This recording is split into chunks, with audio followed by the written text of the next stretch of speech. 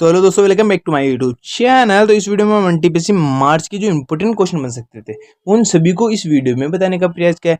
ऐसी मैंने क्या सीरीज चला रखी है, तो हर 10-10 मिनट की जो सीरीज चलती है उसमें जो भी टॉप क्वेश्चन थे उसका मैंने एनालिसिस करा रखा है। फिर अदर इंपॉर्टेंट फैक्ट वो भी बताए हैं जो आने वाले एग्जाम में आपको 2 से 3 नंबर और एक्स्ट्रा आसानी से दे सकता है। तो आपको कुछ नहीं करना है, चैनल को सब्सक्राइब करना है ताकि ये 10-10 मिनट की रोज सीरीज चलती है इसको आप दे सको। ठीक है, तो बिना देर की वीडियो स्टार्ट करते हैं। तो रिपीटेड के क्वेश्चन में हमारा फर्स्ट क्वेश्चन पूछा गया था, महिला प्रीमियम लीग से क्वेश्चन था। ठीक है, तो क्वेश्चन पूछ रखा था उन्होंने WPL 2025 का फाइनल किसने जीता था। तो ये मुंबई इंडियंस ने दिल्ली कैपिटल्स को 8 रनों से हराकर दूसरी बार ये खिताब जीता था। समझ में आया? इसके इंपोर्टेंट फैक्ट सारे देख लेते हैं WPL के। आप देखोगे यह WPL का तीसरा संस्करण है, मतलब थर्ड टाइम हो रहा है। ये हो गया। WPL के पहले सीजन 2023 की विजेता कौन है? मुंबई इंडियंस थी। कभी कभी पूछ लेता है तो ये आप याद रख सकते हो। और दूसरे सीजन 2024 की जो विजेता रॉयल चैलेंजर्स बेंगलुरु, जिसे RCB कहते हैं। ठीक है, और वापस कौन जीता है इस बार? वापस मुंबई इंडियंस जीता है। ठीक है, तो मुंबई इंडियंस 2 बार जीत चुका है। समझ में आया? नेक्स्ट क्वेश्चन देखेंगे हम। नेक्स्ट जो क्वेश्चन पूछ रखा है तुम्हारा, किससे पूछ रखा है? भारत के नियंत्रक वह महालेखा परीक्षक CAG से क्वेश्चन पूछ रखा है, जो कि पॉलिटिका क्वेश्चन है, जिसमें आप देखोगे इसका मैं वो भी बताऊंगा आर्टिकल के तहत और इसकी एज लिमिट भी बताऊंगा आपको मैं। आप देखोगे श्री के संजय मूर्ति, इससे क्वेश्चन था। इन्होंने पूछ रखा था वर्ष 2025 में भारत के वर्तमान नियंत्रक व महालेखा परीक्षक कौन है? इसका आंसर था श्री के संजय मूर्ति थे। इन्होंने 21 नवंबर 2024 को अपना कार्यभार संभाला। कभी कभी इसकी डेट पूछ लेता है कि इन्होंने अपना जो कार्यभार है वो किस डेट को स्टार्ट किया था। ये हो गया क्वेश्चन खत्म।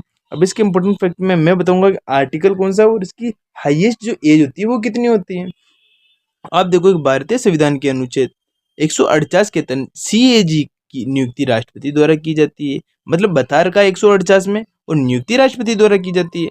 क्वेश्चन समझ में आया? ठीक है। नेक्स्ट जो पूछ रखा था, CAG का कार्यकाल कितना होता है? इसका जो कार्यकाल होता है या तो 6 वर्ष मान लो या 65 वर्ष की आयु, जो सबसे पहले होता है उसी को माना जाता है। समझ में आया? ठीक है। नेक्स्ट क्वेश्चन देखेंगे हम। नेक्स्ट जो क्वेश्चन पूछ रखा था हमारा, किससे पूछ रखा था उन्होंने? उन्होंने पूछ रखा था भारत की पूर्वी तट रेखा है, मतलब ये ज्योग्राफी का क्वेश्चन था। उन्होंने पूछ रखा था क्वेश्चन, पूर्वी तट रेखा भारत के किन राज्यों को जोड़ती है?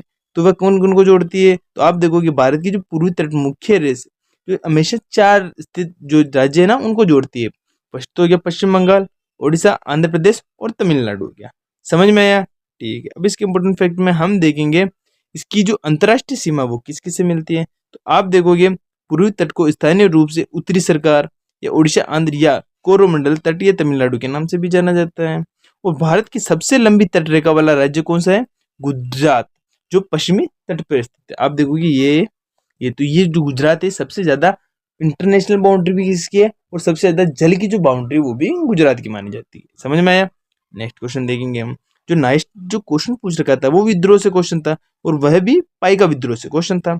उन्होंने पूछ रखा था पाइका विद्रोह कहाँ हुआ था और इसकी डेट क्या है वो भी बता दूंगा, और किसने किया और किसके कारण किया वो भी इस क्वेश्चन में आपको पता चल जाएगा। आप देखोगे यह विद्रोह उड़ीसा में 1857 में हुआ था। 1817 में हुआ था, 57 गलती से सुनी दे रहा होगा आपको। आप देखोगे इसका नेतृत्व किसने किया था? बख्शी जगबंधु ने किया था।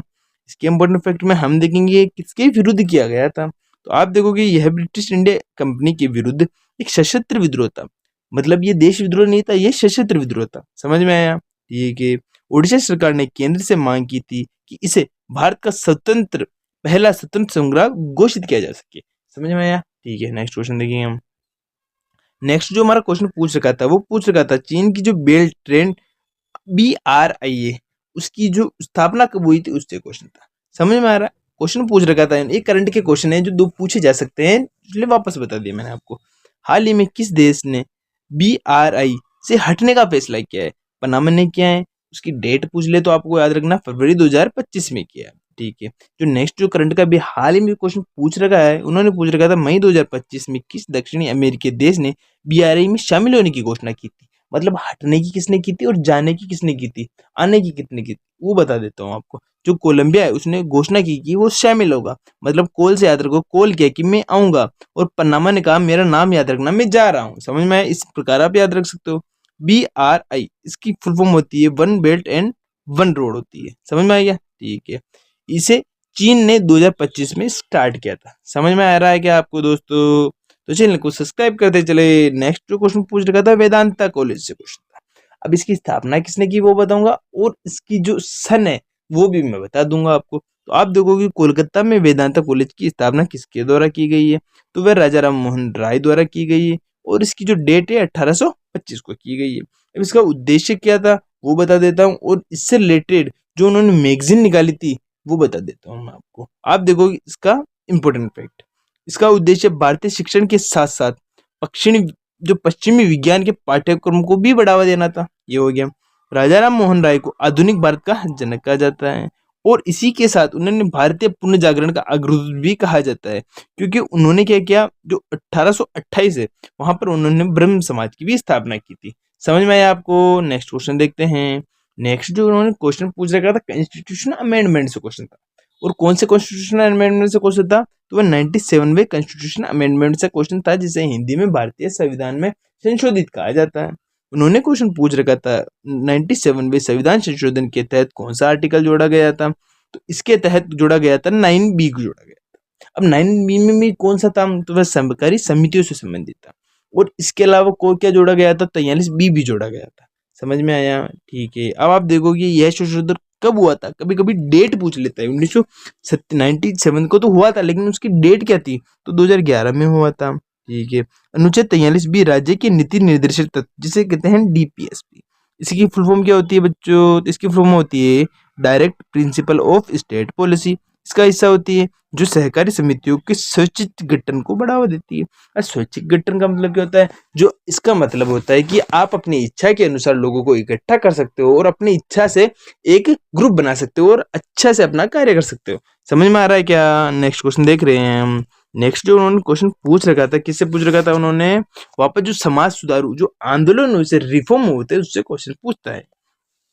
क्वेश्चन पूछ रखा था भारत में अंतर्राज्यीय विवाह को कानूनी रूप से अनुमति किसने दी, ये पंडित रमाबाई ने दी थी। समझ में आया। और इसके साथ राजा मोहन राय। आप देखोगे पंडित रमाबाई इन्होंने स्वयं एक गैर ब्राह्मण से विवाह किया था, और अंतर्राज्यीय विवाह का समर्थन किया था। जैसे मैं हूँ, अगर मैं चाहता हूँ कि जो एसएसटी की लड़कियों से आप शादी कर सके, तो मैं क्या करता हूँ, खुद ही किसी एसएसटी लड़की के साथ शादी कर देता हूँ। तो लोग मेरी बात ज्यादा मानेंगे, क्यों, क्योंकि वो मानेंगे अगर ये बंदा कर रहा है तो इसका मतलब ये हमेशा सही राय बता रहा है हमको, कोई झूठी राय नहीं बता रहा। समझ में आया, ठीक है। राजा राम मोहन राय ने इन्हें आधुनिक भारत का जनक कहा जाता है, फर्स्ट तो यार को। और उन्होंने मुख्य रूप से सती प्रथा के उन्मूलन, मतलब उन्मूलन का मतलब होता है हटाने के लिए 1829 के लिए कार्य किया था। और पंडित रमाबाई के बारे में देख लेते हैं, तो इन्होंने महिलाओं की शिक्षा, विधवाओं के उत्थान मतलब उनकी हेल्प करने के लिए आर्य महिला समाज और शारदा सदन की स्थापना की थी। अब शारदा सदन क्या होता है वो भी बता देता हूँ। इसमें क्या होता है, जो लड़की की एज 14 वर्ष रखी गई और लड़के की एज 18 वर्ष रखी गई। मतलब जब लड़की 14 वर्ष की हो जाएगी तो उसकी लड़के से शादी हो जाएगी। तो उस समय जो आयु सीमा थी वो 21 साल की थी, नहीं थी। पहले वो 14-18 का रेशो था। समझ में आया, ठीक। हमारा नेक्स्ट क्वेश्चन कंप्यूटर विज्ञान से क्वेश्चन पूछा गया था। और कंप्यूटर विज्ञान में क्या क्वेश्चन पूछा गया था, उन्होंने पूछ रखा था निम्न में से कौन सा कंप्यूटर सीपीयू का भाग नहीं है। तो इस वीडियो में मैं क्या करता हूँ, उस कंप्यूटर के सभी भाग बता देता हूँ सीपीयू के। जो सीपीयू का भाग नहीं होगा वो आंसर में पता लग जाएगा आपको। तो आप देखोगे मुख्य रूप से सीपीयू के कौन कौन से पार्ट होते हैं। एक तो एएलयू होता है, सीयू होता है, मेमोरी यूनिट होता है। एएलयू को अपन लिख सकते हैं अर्थमेटिक लॉजिक यूनिट, और सीयू को अपन कंट्रोल यूनिट बोल सकते हैं। अब इसके इंपोर्टेंट फैक्ट में हम देखेंगे सीपीयू कंट्रोल प्रोसेसिंग यूनिट हो गया, जिसे कंप्यूटर का मस्तिष्क कहा जाता है। ये हो गया कंप्लीट। एएलयू क्या करता है, अर्थमेटिक लॉजिक यूनिट, ये इसकी फुल फॉर्म हो गई। ये क्या करता है, ये गणितीय गणनाएं और उनकी तुलना करने का जो कार्य करता है, बेसिकली के डिफरेंस देखता है इनमें। समझ में आया। सीयू होता है कंट्रोल यूनिट, ये कंप्यूटर के सभी भागों के बीच जो तालमेल होता है ना, उनको बिठाने का कार्य करता है। समझ में आया, ठीक है। नेक्स्ट क्वेश्चन देखेंगे हम। जो नेक्स्ट जो क्वेश्चन पूछ रखा था, जो इंडियन आर्ट एंड कल्चर से क्वेश्चन पूछ रखा था उन्होंने क्वेश्चन पूछ रखा था दक्षिण भारत के मंदिर में पाए जाने वाले सिद्धि जैसी आकृति और अलंकृत प्रवेश द्वार को क्या कहा जाता है, उन्हें गोपुरम कहा जाता है, ठीक है। अब गोपुरम जो होता है वो मंदिर का कौन सा हिस्सा होता है, उसके आगे पीछे के हिस्से को भी क्या कहा जाता है, वो भी इस वीडियो में मैं बता देता हूँ आपको। तो आप देखोगे दक्षिण भारतीय मंदिर निर्माण शैली को द्रविड़ शैली कहा जाता है। न से नागौर न से नॉर्थ हो गया, जैसे जो दक्षिण में होते हैं जैसे दक्षिण हो गया, जैसे द्रविड़ शैली के मंदिर कहा जाता है उनको। समझ में आ गया, ठीक है। मंदिर के मुख्य गर्भगृह के ऊपर स्थित मीनार को विमान कहा जाता है। जबकि बाहर स्थित जो प्रवेश द्वार होता है उसको गोपुरम कहा जाता है। समझ में आया क्वेश्चन? नेक्स्ट देखते हैं हम। नेक्स्ट जो क्वेश्चन पूछ रखा था प्राचीन इतिहास से क्वेश्चन था उन्होंने, और प्राचीन इतिहास में भी किसी वर्ड का बता रखा था इसको क्या कहा जाता था। जिसे उन्होंने पूछ रखा था प्राचीन काल में जो भुक्ति शब्द था जिसका अर्थ क्या होता था, तो प्राचीनिक भाग और प्रांतीय राज्य इसका अर्थ होता था। इसके इंपोर्टेंट फैक्ट में हम देखेंगे जो गुप्त साम्राज्य के दौरान साम्राज्य को कई प्रांतों में विभाजित किया गया था जिन्हें भुक्ति कहा जाता था। ठीक है। अब भुक्ति के जो राज्यपाल या प्रमुख को ऊपरी के नाम से जाना जाता था। ठीक है। और भुक्ति को आगे जिलों में विभाजित किया जाता है जिन्हें विषय कहा जाता है।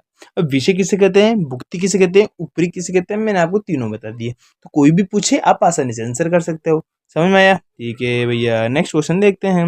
नेक्स्ट जो क्वेश्चन पूछ रखा था उन्होंने कहाँ से पूछ रखा था, वर्चुअल मेमोरी से क्वेश्चन था, जो कि एक कंप्यूटर का क्वेश्चन है। उन्होंने पूछ रखा था वर्चुअल मेमोरी का प्राथमिक उद्देश्य क्या होता है। तो जो वर्चुअल मेमोरी उसका प्राथमिक उद्देश्य आरएम को भौतिक रूप से उपलब्ध मेमोरी से अधिक मेमोरी का उपयोग करने में सक्षम बनाना होता है।